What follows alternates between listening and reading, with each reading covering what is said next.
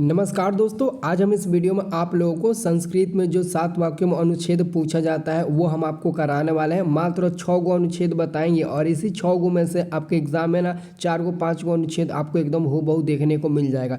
जैसा कि दोस्तों देख सकते हैं, प्रिय कवि पर ये कितना बार अनुच्छेद पूछा गया है, मम ग्राम पर कितना बार पूछा गया है, हिमालय पर कितना बार पूछा गया है, होली पर कितना बार पूछा गया है, यहाँ पर देख सकते हैं दीपावली पर कितना बार पूछा गया है, वर्षा ऋतु पर, और यहाँ पर अस्माकम विद्यालय पर कितना बार पूछा गया है। तो दोस्तों एक एक करके मैं आपको पढ़कर समझा देता हूँ, पढ़कर आपको बता देता हूँ। आप लोग इसको कॉपी में ज़रूर लिख लेना, क्योंकि इसी में से 2-3 कोई आप लोग ना चूज़ करके याद कर लोगे ना तो एग्ज़ाम आराम से आप लिख दोगे। और दोस्तों दूसरी बात है कि अगर आप लोग इसका PDF लेना चाहते हो तो हमारे व्हाट्सअप ग्रुप में ज्वाइन कर लेना। हमारा व्हाट्सअप ग्रुप का लिंक डिस्क्रिप्शन में मिल जाएगा, वहाँ पर हम आप लोग को इस सब का PDF देते हैं और ऑलरेडी देते भी हैं और दे भी दिए होंगे, आप लोग जाकर देख लेना। तो सबसे पहले दोस्तों हम शुरुआत करते हैं प्रिय कवि के बारे में, क्योंकि दोस्तों एक बार सुनने से देखने से ना क्वेश्चन मतलब वीडियो में ही याद हो जाता है, लिखने की ज़रूरत भी नहीं पड़ती है। तो दोस्तों यहाँ पर देख सकते हैं प्रिय कवि पर ये क्वेश्चन कई बार पूछा गया। 2013 में, 2016, 2017, 2018, 2019 में सेकेंड पाली में, फिर यहाँ पर दोस्तों 2021 के सेकेंड पाली में, 2022 के सेकेंड पाली में यह क्वेश्चन पूछा गया। अब 23 में नहीं पूछा तो 24 में तो ये 100% क्वेश्चन आपसे पूछेगा।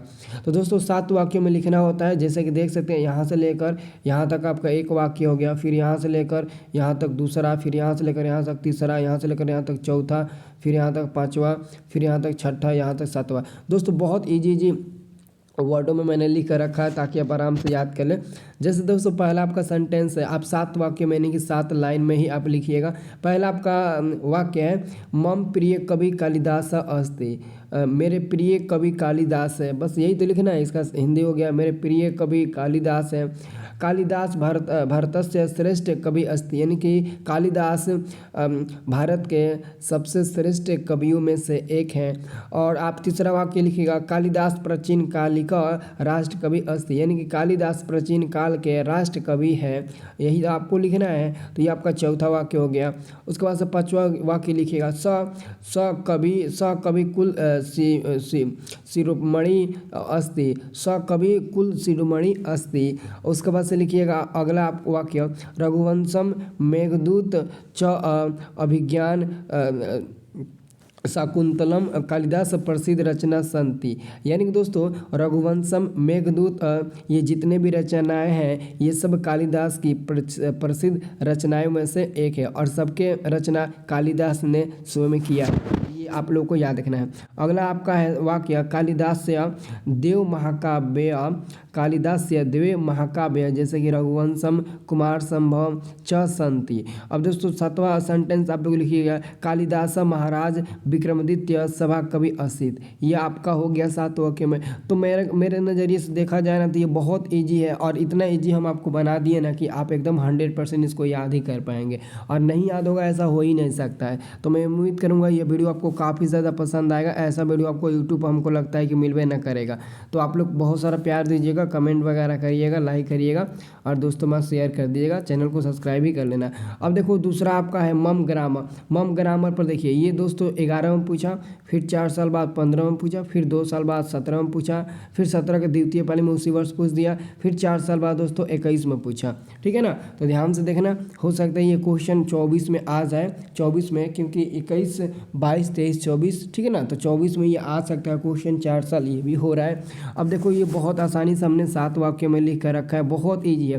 पहले लिखे हैं, मम ग्रामस्य डैश डैश डैश अस्ति, मतलब कि दोस्तों आप अपने गांव के बारे में आपको लिखना है, आप अपने प्रिय गांव के बारे में लिखिए। तो सबसे पहले यहाँ पर ना मम ग्रामस्य, नाम क्या है अपने गांव का, आप अपने गांव का नाम लिख दीजिएगा। ऐसा क्या होता है ना, जब एग्जामिनर आपका कॉपी जांच करेंगे ना तो देखेगा कि बच्चा अपने मन से लिखा है तो आपको बहुत अच्छा नंबर देगा, पूरा 7 नंबर देगा, एक भी नंबर नहीं काटेगा। तो लिखिएगा जैसे कि हम अपने गाँव का नाम यहाँ पर भरते हैं, मम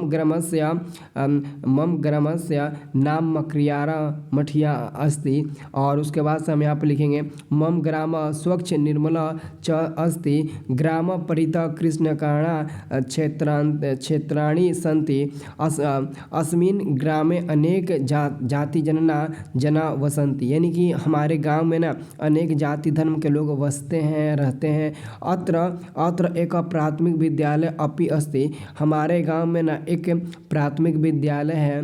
ग्रामे एक विशाल जलाशय अस्ति। हमारे गांव में एक विशाल जलाशय स्थित है। मह्यम मम ग्राम अतीव रोचते। आपका हो गया 7 वाक्य में। तो मैं आपको ना उम्मीद दिलाता हूँ कि आप एक बार पढ़कर एक बार कॉपी में ज़रूर लिखना, ये आपको अच्छे से याद हो जाए दोस्तों। अब हम बात करते हैं दोस्तों हिमालय के बारे में।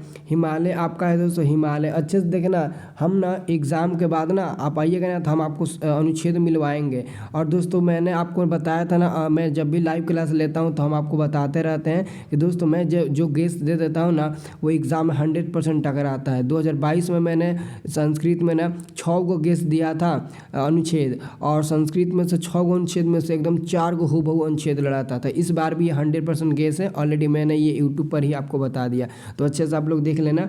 आपका हिमालय पर है दोस्तों, ये 15 में पूछा है, फिर 16, 15-16 में पूछा है दोस्तों, ध्यान से देखना। 15-16 में पूछा है, और उसके बाद से ये 20 में पूछा है, फिर 21 में पूछा है, फिर 22-23 गैप दिया है, तो 24 में क्वेश्चन आएगा 100%। तो याद रखना दोस्तों, इसका आप लोगों को लिखना है हिमालय पर्वत सेतु श्रेष्ठ अस्ति, यानी कि हिमालय जो है ना वो पर्वत सेतु में श्रेष्ठ, यानी कि पर्वतों में सबसे श्रेष्ठम है। तो याद रखना, ये आपका हो गया। उसके बाद अयम पर्वत भारतस्य उत्तर दिशायाम स्थित अस्ति, यानी कि स्थित अस्ति, यानी कि जो हमारा ये मतलब हिमालय है वो पर्वत पर भारत के मतलब भारत राज्य के उत्तर दिशा में स्थित है। ये आप लोग को याद रखना।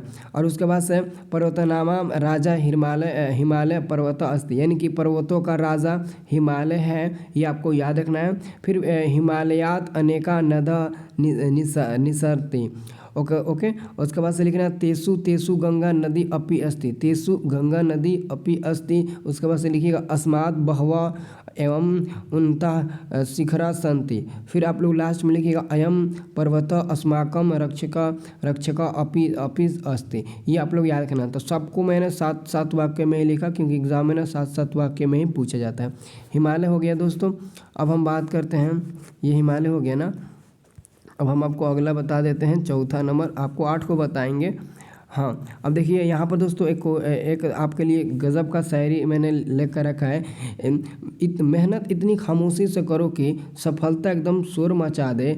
अगर आपको पड़ोसी को अपने पावर दिखाना है, अपना पावर दिखाना है, तो मेहनत इतनी बढ़िया से करो, इतनी बढ़िया से कि कोई आपकी सफलता का राज जान ना पाए और वो उसको बहुत मतलब ना घुटन महसूस हो। तो याद रखना, आपके ज़्यादा दुश्मन होते हैं तो पड़ोसी ही होते हैं, याद रखना। अब देखो अस्माकम यानी कि मम विद्यालय। जैसे दोस्तों अस्माकम ग्राम पर लिखे हो, वैसे ही आप अस्माकम विद्यालय पर लिखो। जैसे कि आप अपने गांव के बारे में क्या जानते हो वो आपको लिखना है संस्कृत में, वैसे ही आप अपने विद्यालय के बारे में क्या जानते हो, विद्यालय में क्या होता है, कैसी पढ़ाई होती है, कैसे शिक्षक है, सब कुछ आपको इसी के बारे में लिखना है।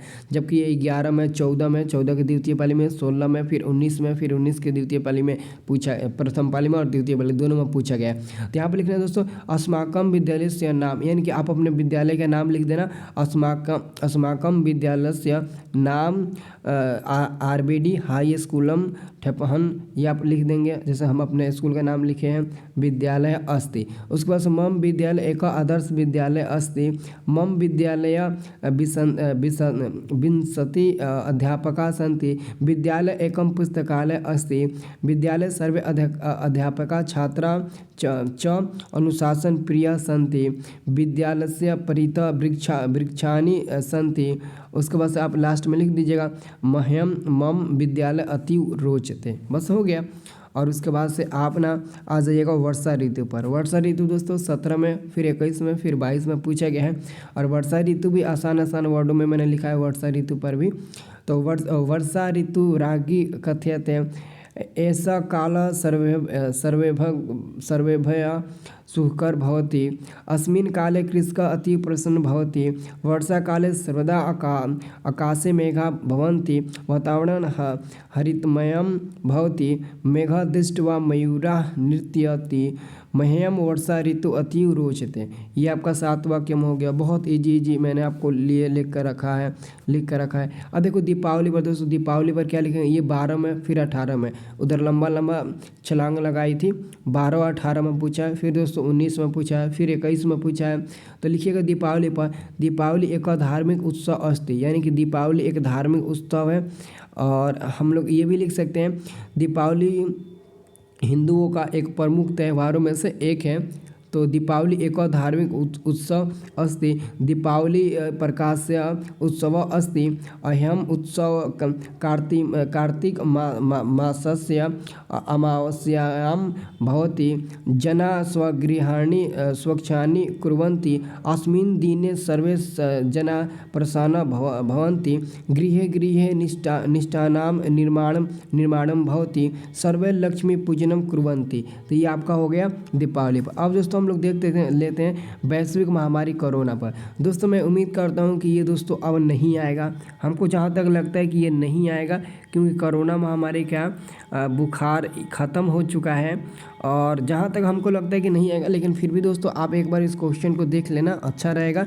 लेकिन मैं आपको बताना चाहता हूँ, जिस वर्ष कोरोना था ना, उस वर्ष बार बार ये आ रहा था। लेकिन अब दोस्तों ये आने के चांस नहीं है। लेकिन एक बार ज़रूर देखना, एक बार आप लोग प्लीज़ इसको ज़रूर देख लेना। अब मैं आपको अगला बता देता हूँ, 8वां नंबर। ये आपका लास्ट नंबर है दोस्तों, इसको अच्छे से आप लोग देख लेना।